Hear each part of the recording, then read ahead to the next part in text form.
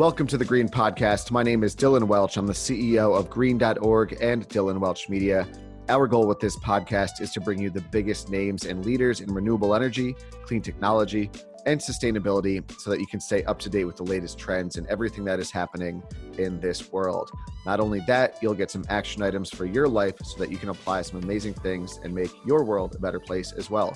Let's get the show started.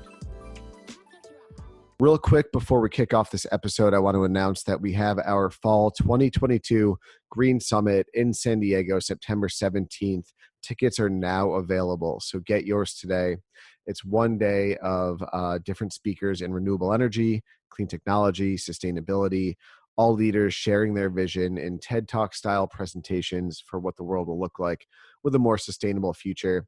There's only 300 available seats for the event, and I know they're going quickly. There's already less than 300 by the recording of this. So go grab your ticket, green-summit.org, and let's kick off the episode. Thank you very much.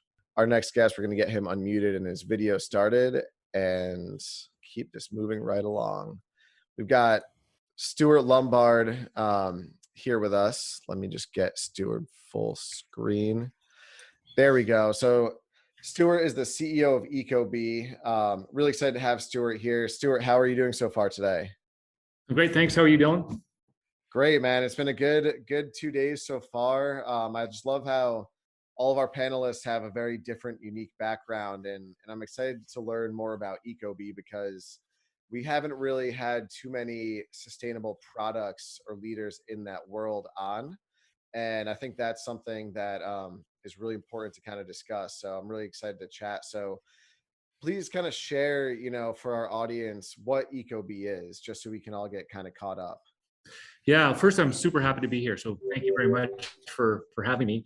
ecobee as a company was really founded on this vision of creating a, more sustainable, clean energy future, right? And the insight we had when we started was that heating and cooling is 40 to 70% of your home's energy use. So better managing your heating and cooling is actually the best thing that you could do.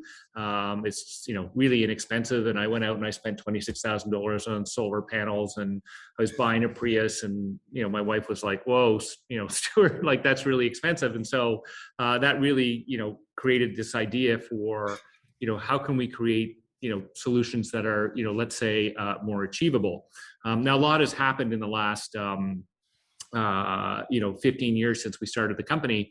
And, one of the really cool things is that, technologies like solar and wind have, really dropped in price dramatically. And we were just acquired by a company called Generac, which is in that solar and storage space. And I think the combination of the technologies that we bring to the table, these smart devices that understand, what's happening on the grid, what's happening with energy prices, carbon content, and solar and storage that Generac has, really creates an opportunity where, we can create this, net zero home of the future, right? Where your home, generates as much energy as you consume, and you have this opportunity to live in this home that is comfortable, that is safe, that's resilient from weather events, but is also, net zero and really good to the environment. Yeah. So how did you kind of get started, and how did the whole idea for ecobee come around? Because it's one thing to have, kind of the concept and the idea. It's a very different thing to go out and make it happen, design, build a product, take it to manufacturing, take it, to the public. What was that kind of process like? Yeah, it's a great question. I mean, it definitely wasn't planned. So let me put it that way, right? And I think, when I think about my career, none of it has really been planned. It's been sort of depending on the way you look at it, a series of unfortunate events or serendipity and good luck. And, it really started, as I said, at the beginning, with this simple idea, which was, how do I reduce my own environmental footprint? And I was looking for ways to do it. And I kept coming across these solutions that, certainly were helpful, but they were all really expensive. And it just seemed like there had to be a better way. And that's really what, created the idea for the first smart thermostat, because the products in the market at the time were, dumb as a doorknob. They were impossible to use. They weren't internet connected. And we said, like, hey, if you can connect this to the internet, you can use data like weather, energy prices, how much better can we do? Make it phenomenally easy to use, put it on your phone like everything else. And the really cool thing is that, we estimate our customers have saved enough energy to take the city of Los Angeles now off the grid for a full year, which, Wow. is an incredible impact. And really it's been a learning journey. Like, it was interesting when we started, there were 4 founders, and one of the founders, John Metzeler, we had never met before. And he was like, okay, which one of you guys is the consumer electronics experts? And, we all looked around and we were like, nobody. And he was like, which one of you guys understand heating and cooling systems? And we were like, nobody. And so it wasn't that, we'd spent, decades in the industry or anything like that, but we did believe that, and I still believe it, that you can learn anything. And so there's really a lot of hard work and a lot of, really trying to learn very quickly, how to do these things. But that's really how we got here. Yeah, no, that's cool. I love hearing kind of those stories of like taking LA off, the grid for a year, because that puts into perspective how much energy, we're actually using and consuming. And, it's like you said, not everyone can buy an electric vehicle. Not everyone can afford to put solar panels on their house. But, and there's also, a lot of people are able to use a reusable water bottle and go to the grocery store with recyclable bags. But where's that sort of next step that a lot of people can achieve? And that's one thing, that like I said, we haven't really talked about in this event or in the summit, is just that's kind of that, like, getting to the next step, because that's what a lot of people are always asking. It's like, okay, cool, I'm doing these little things, but I don't own a house yet, or I can't afford an electric vehicle, or I don't drive a car because I live in a city. How can I make those changes? And so I think you found sort of that sweet spot of where a lot of people can, adapt this to their life and save a lot of energy. Um, what was it like, again, because I've been in that world. It's extremely difficult to go from a concept of a product to production and manufacturing and selling and all that. Like, what was kind of the process like, okay, you're meeting with the founders, you've got the prototype, to sort of the manufacturing and building the business around it. Like, what were some hurdles you went through to get to sort of, okay, this is a real thing, there's a real business, like, we've got this going?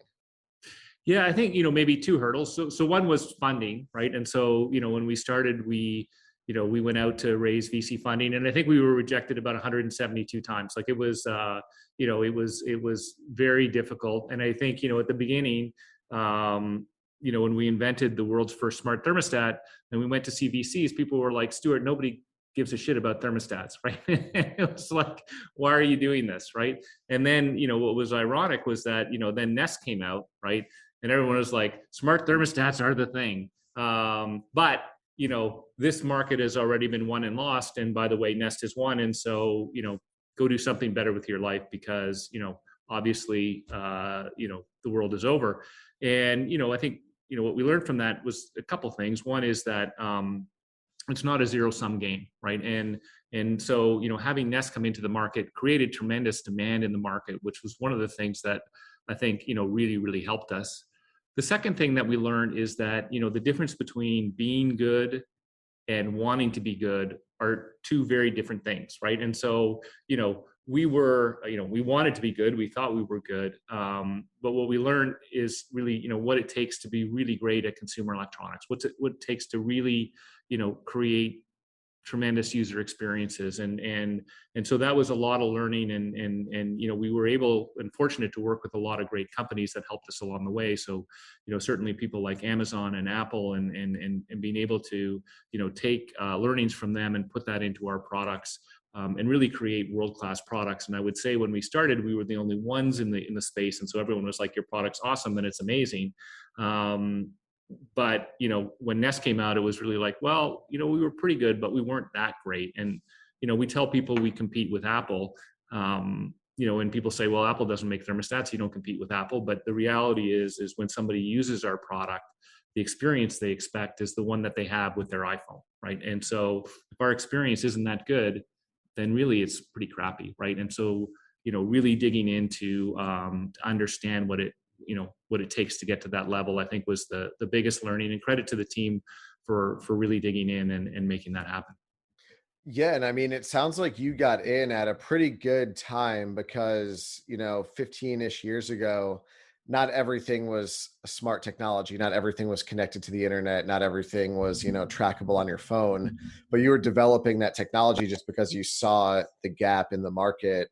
And then now, of course, everything's becoming smart with the internet of things. Everything is becoming, you know connected, and even in your home, more and more products are becoming connected to be more energy efficient. So that's cool that you were able to kind of get ahead of that and be able to make that product, because now I'm sure you're just seeing, a ton of growth and people adapting it like it's nothing. Whereas, like you said before, like a thermostat, who thinks about that kind of thing? Now it's like the adapters are like, cool, thermostat, let's make that smart. What's next? Where do you kind of see ecobee going in the future? Where do you plan on taking it? Are you going to launch any new products or continue to develop it, or what's your sort of vision for the company? Yeah, I think there are three mega trends that are happening right now, right? One of which you talked about, which is the connectivity of everything. The first one is really around, the price of renewable energy, right? So whether it's solar, whether it's wind, or whether it's storage, that price is dropping precipitously. And when we started, solar was the most expensive power, or probably the most expensive power out there. Right now, it's dropping on a price curve that's really driven by learning, right? And so as you double the amount of solar or wind or storage, the price of that is dropping by 20% every time you double the capacity. And so you're creating this virtuous cycle, which is as you ship more, it becomes cheaper, which makes it more competitive, which makes you ship more. And so the price is dropping, precipitously, and you're going to see decarbonization of the electrical grid on an incredible scale over the next 10 years. The second part of that is you're going to see things just moving from fossil fuels to be electrified, right? Because the energy source is a lot cheaper. And so whether it's, heat pumps, for example, becoming the new, way that you heat and cool your home, whether it's electric vehicles, more and more things are going to become electric versus internal combustion engine driven. And then the third thing is the part that you talked about, which is the connectivity of everything. And all these devices will be connected.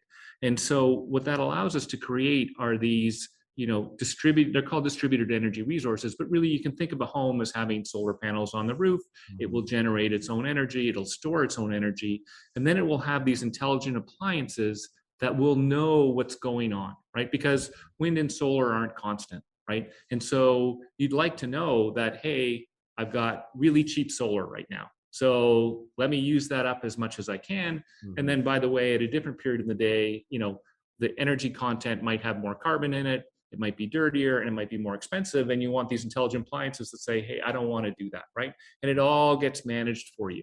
And so you can see a future where, built on the blockchain, you've got these intelligent devices, you've got solar, you've got storage, you've got wind, and and these intelligent devices that know when to use that, and you're trading energy with your neighbors, right?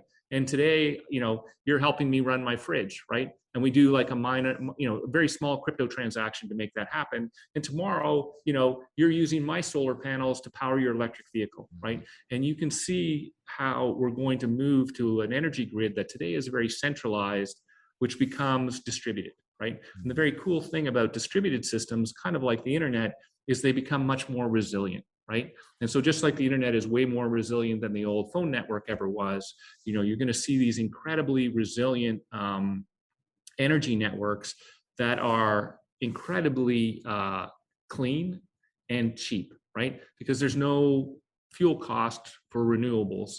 And so you could see a future where, you have virtually unlimited access to clean, very, very cheap power. And that will create, tremendous opportunities, I think, for everyone. Yeah, exactly. And then when you start taking in, the different products in our homes, they can all kind of connect and just be as energy efficient as possible. What were some of the features, when you were building the ecobee, that you really wanted to incorporate into it as kind of a smart device?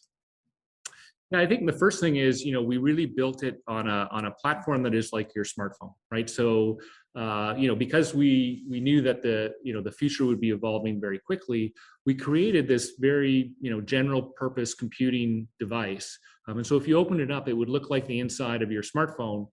People say like, hey, how come my thermostat has a 1.5 gigahertz quad core CPU with 2 gigs of flash and 500 megs of RAM. And the reason why is because over time we can download software to that device and it can do different things, right? And so when you look at for example, California last year curtailed enough free, like completely free, 100% clean power to power 160,000 homes for a year, right? So if you were a smart device and you knew that that power was available, it's excess wind and solar that, there's nothing they can do with it. So they basically put it into the ground. But if you knew it, you could use that for free, right? And so now we can have the opportunity to download algorithms to these devices, right, that are different than the ones that we ship. Even the thermostat we shipped 13 years ago, we can download new software to it, and it knows what's happening on the grid. And it can say, oh, right now there's clean, cheap power available. Let's take advantage of it. And maybe we cool your home instead of to 74 degrees, maybe we cool it to 72 degrees because power is free right now, right? And later on in the day, we know power is expensive, and now we're just going to let it coast.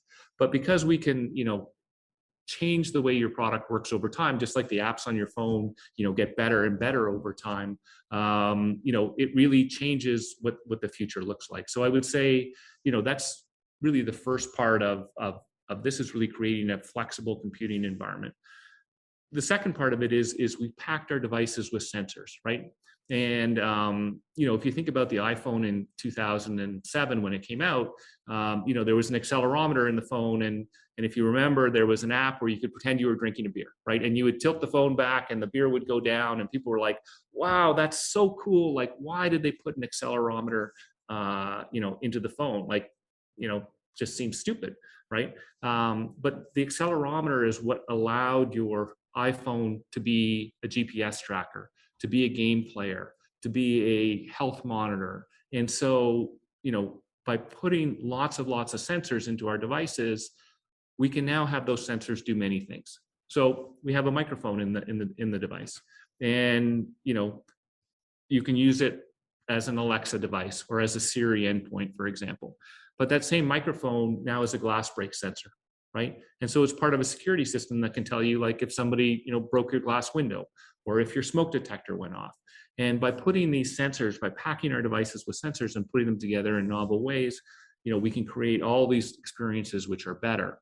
And understanding context in your home is important, because if you think about how you manage energy in one of three ways. You're either home and awake, you're home and asleep, or you're away, right? And if we can understand which of those states are, we can automatically do a much better job of managing the energy use in your home.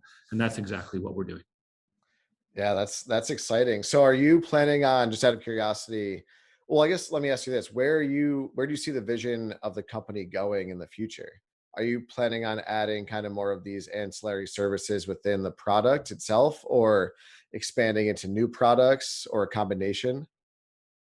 It's a great question. So I think we'll do both, right? So I think, from a what are the values we want to bring to consumers? We want to really bring this idea of a home that is, comfortable, is safe, it's resilient to things like weather events, obviously things like the forest fires and flooding and those types of things. And then that is, energy efficient, sustainable, and clean. And so within that, and as part of, being acquired by Generac, we now have the ability to, for example, bring solar, to bring storage, to bring backup power generation. In addition to the things that we're doing around, home security, heating and cooling control. And I think you'll see a raft of new products from us as well that all center around delivering, those four core value propositions to consumers. Cool. Is your background, I'm curious, more like, what made you want to start this company? Did you always have sort of the passion and drive to be an entrepreneur, or did you want to create a product that, was sustainable, or what was the sort of initial drive to build this business? Where did that come from? I've always had a passion for sustainability and the outdoors and the environment. And so I think that's always been a passion of mine. But I tell people, like, my path here was really one of, serendipity. I was very fortunate early in my career to have, like, the worst boss on the planet Earth. And my boss was so bad that I quit. And literally I was walking out the door in 1994, and this person I worked with said, you should really check out this internet thing. And at the time, I knew nothing about it. And I happened to start one of Canada's first internet service providers. It was back in the days when, Mark Andreessen was still a student at the University of Illinois, and the search engines were called Archie and Veronica, and there weren't even any worldwide websites, not one. And then I started this company, and that's really how I got into it. But it wasn't part of a master plan, or I knew I was going to do this. I got bored and I started a company, and I had a horrible boss. Those three things combined together.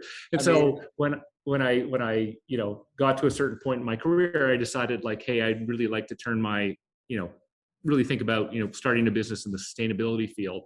And, as I was looking at ways that I could change my life, that's how I got into thermostats and got here. Well, I mean, that's honestly great timing to have a bad boss to drive you to a point where you're like, all right, I never want to work for anybody else again. I need to figure out something to do with that. Combined with someone saying, oh, you should check out this internet thing, is a great opportunity. Did you sell your original first business, or where did that what happened with that? And then, like, what was the transition like into ecobee? So I took that company public, and then I started another business which allowed you to take your data, encrypt it, and send it across the internet. And I successfully sold that business. And then I spent about 8 years as a partner in a venture capital firm, and woke up one day and said, just not what I want to do with the rest of my life. And started looking at opportunities, and about 6 months later started ecobee. Okay, so you're pretty familiar with the process of kind of like building and growing a company and selling it. Out of the three that you've sold, including ecobee, which one were you kind of most excited about? I'm excited about all of them. At the time, I was super excited. Right now, I'm super excited about ecobee. I mean, I believe that this, when you think about, the transformation that the internet had on the way that we live, I think this next energy transition will be at least as big as the internet. It is a massive opportunity for entrepreneurs. It requires a ton of brain power. So if you're thinking about, getting into the market, and create some great, some great solutions. I mean, one of the things that we do, which is kind of cool, and I think is interesting about, running your own business is you don't have limits. You can decide what you want to do. And one of the things we've done is we've created something called A Better Tomorrow and donate your data to science. Because when we started, we realized that there was very little information about how people use energy in their homes. And when you read energy efficiency studies, they were done on like 4 homes because the cost to instrument a home was so expensive. And so what we decided to do was to allow our customers to donate their data to science. And so our customers donate their data, we anonymize it, we put it in these massive data sets, and we share it with researchers all over the world. And they're the largest data sets of their kind, and they show people how people use energy in their homes, and they're doing wonderful things with it. So when the wildfires were happening last summer, for example, we were working with people in health who were trying to understand like health outcomes in areas impacted by very high temperatures, right? We're working with researchers in Indiana, for example, and they used the data to prove that they didn't need to build a billion-dollar power plant, which saved the ratepayers of Indiana over $1 billion, but also all the greenhouse gas impacts. And so, people are working on, how do we build more energy efficient homes? How do we help seniors live longer in their homes? Some of the other things that I talk about. So it's really, really cool. And I would say, as an entrepreneur now, there are, lots of data sources that, you can take your ideas and you can test them, and you can use, AI and machine learning and really create some phenomenal outcomes. And so I highly encourage anyone who's listening to get into it. Yeah, and that's always been kind of one of the goals with green.org, is to highlight entrepreneurs in renewable energy and clean tech. Because I mean, as you mentioned, when you're your own boss, you run your own business, you can work on something that you're passionate about. There's no limit as to how much money you can make, and you can also build a business that has a positive impact, which I think is like the trifecta right there when it comes to just building a life, that you're happy with, kind of going off the quote that David shared. And that's why I wanted to bring on like successful CEOs and entrepreneurs on this. And one thing that speaker Troy talked about yesterday was getting investing, which was really helpful. Can you kind of share what it's like to exit and sell a business? Because we haven't really touched on that yet in the summit. And that's probably something that I know there's a lot of entrepreneurs and business owners that follow this, so they might be interested in hearing about. Great question. I think, you have to think deeply about, to your point about what you want to achieve and what you want to stand for. And, there are, opportunities and challenges with anytime you sell a business. I think in our case with Generac, I think one of the things that we thought a lot about was how do we scale our impact, right? How do we it's great to have impact, but if you have no scale, like, does it matter, right? And so we're continually thinking about how we scale our impact. And one of the things that Generac allows us to do is really scale our impact much faster. So, we could have built solar and storage ourselves. It just would have taken a lot longer. We could have built a global platform. It just would have taken a lot longer. And we saw an opportunity to really get those things, right out of the gate, right? And really accelerate our roadmap, probably somewhere between, 3 to 5 years. And that's a tremendous opportunity. And especially in a market that's moving as quickly as this market is moving, that was an opportunity that we just couldn't bypass. Mm-hmm. Yeah, no, that's amazing. And again, I think that's, one of the hardest things that you can do is to actually come up with a concept, and especially in the product space. Again, that's extremely difficult. And I've been in there a little bit myself. So to be able to conceptualize something, take it to market and sell a business is no easy accomplishment. So congratulations on being able to do that. What are some of the most, I always love just asking this question, like, what are some highlights from your career that have kind of stood out? Because you've obviously done a lot of things. You've sold 3 different businesses and sort of different sectors. Like, what stands out as sort of a pop a bottle champagne moment throughout your career? I'll think about sort of some of the ecobee moments. It was really exciting. Way back when we were starting, so we were like 14 people in a room, and the iPhone had just launched, and Apple featured us in their iPhone ads, and that was like a huge win for us, and super exciting. So I think that was really exciting. I think the launch of our smart thermostat with voice control with Amazon was very exciting, and being CNET's choice for the best thermostat, I think was super exciting. I think some of the stuff that we've done with Donate Your Data, and some of the researchers we worked with and some of the things that they've accomplished, I think has been incredibly rewarding for myself and the team. We also work on helping people with energy poverty, right? And so we subsidize thermostats for low-income housing. We donate thermostats for community housing, and we did an event which was really I think one of the highlights where we donated about 800 thermostats to a community housing apartment complex, and we went in and we actually did the installations ourselves. Mm-hmm. And it was just an amazing team building exercise, and was really great. And so I think there've been lots of them, like some milestone shipments. I get super excited about product, and so we have a product launch coming up, and I'm super excited about when that one's going to launch. And so I don't know, there's just lots of things I'm super jazzed about.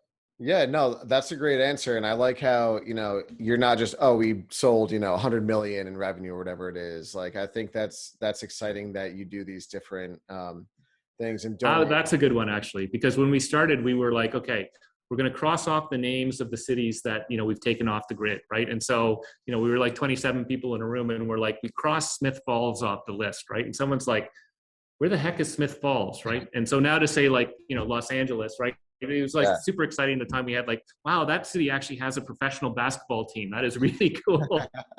They have a basketball team and a football team. We're exactly. Yeah. 2 of each. Yeah, exactly. No, that's amazing. Congratulations. Where do you see yourself kind of going in the future? Do you you want to stay with ecobee? And again, like, if this isn't something you haven't released, you don't have to share. Do you want to continue building businesses? Like, where do you see yourself going in the future?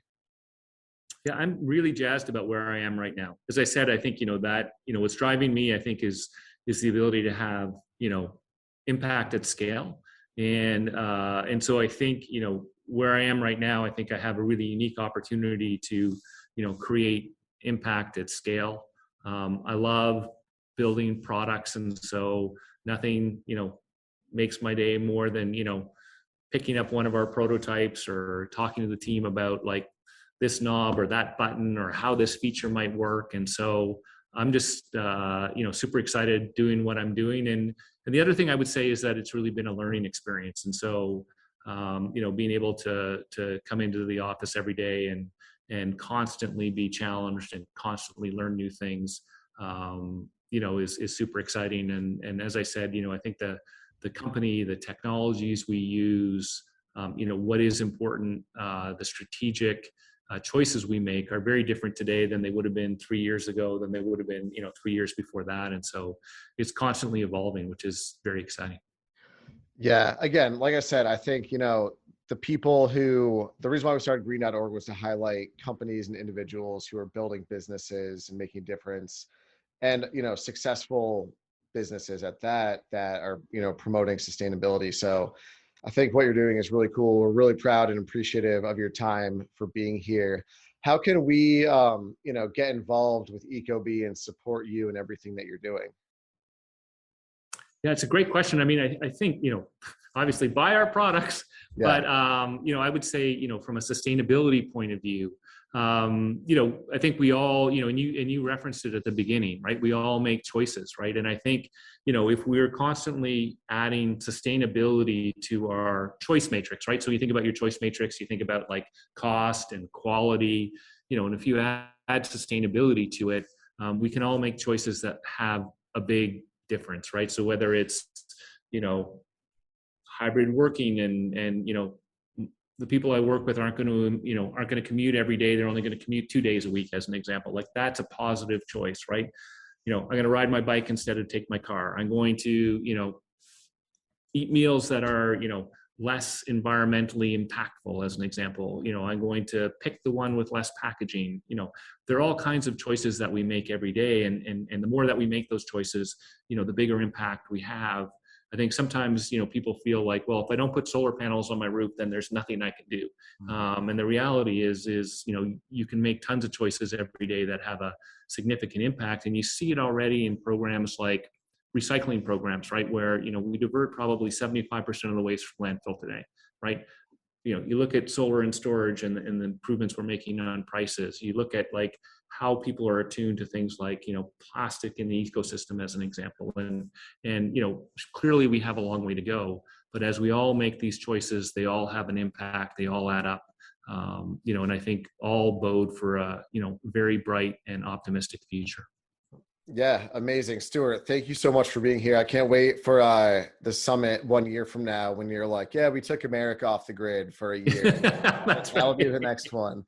So thank you again for being here. Really appreciate it. Everyone who's tuning in, go buy some ecobee products, support ecobee. They're doing some really cool stuff, both in the technology and the sustainable business world. So Stuart, thank you again for being here. Really appreciate it. Awesome. Thank you very much. Really appreciate it. And good luck to you. And thank you for putting this on. Thank you so much for tuning into the episode. My name is Dylan Welch. Appreciate it.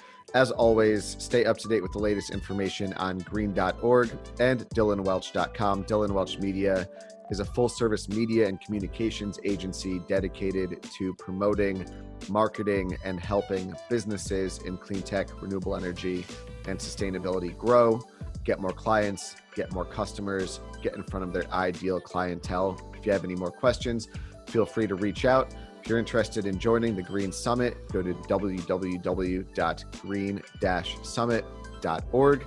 Reserve your ticket today. There's very few spots left, so make sure you get on that ASAP. Thank you and have a great rest of your day.